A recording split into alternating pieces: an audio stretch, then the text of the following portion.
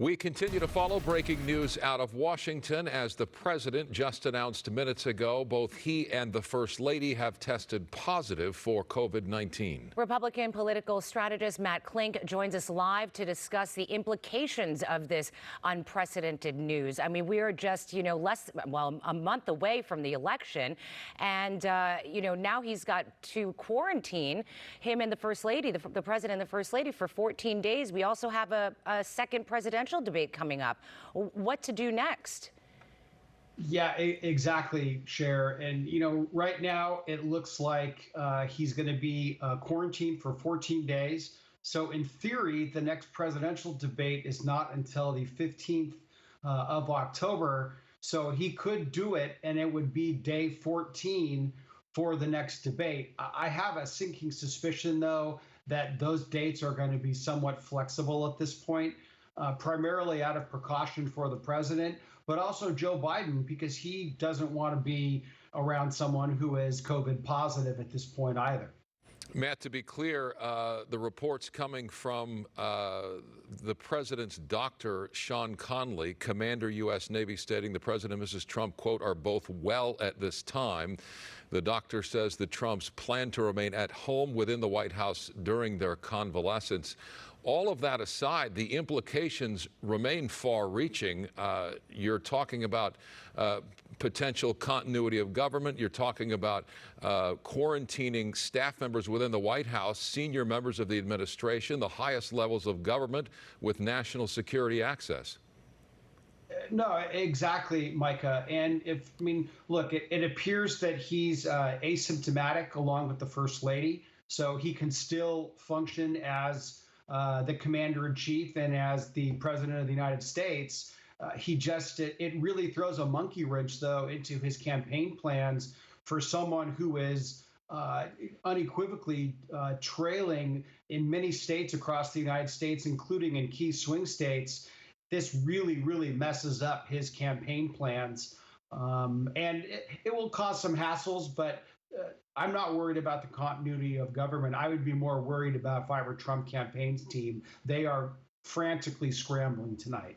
Well, obviously, rallies in Florida canceled that were supposed to happen over the weekend. And, there's a lot of implications as far as his campaigning. He's the candidate that goes to these rallies, that does this in person, whereas Joe Biden, when he campaigns, has a much smaller crowd that he's in front of.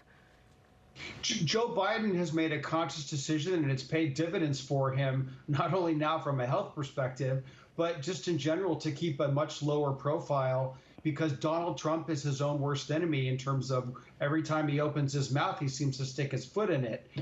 But now with the health associated with it, I think that Joe Biden's decision to be very responsible and really take the COVID precautions carefully, they're proving right for him. Matt Klink, stand by. If you'd be so kind, we're going to take a short break and continue the conversation shortly.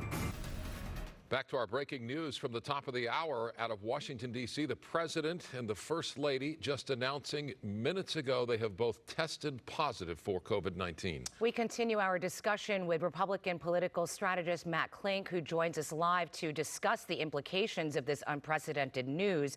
And I guess we want to continue talking about what happens with this election, the continuity. A lot of people have already started early voting. Yeah, Cher, exactly right. I mean, look, in California, our absentee ballots get mailed on Monday, October 5th. Every registered voter is going to get a ballot.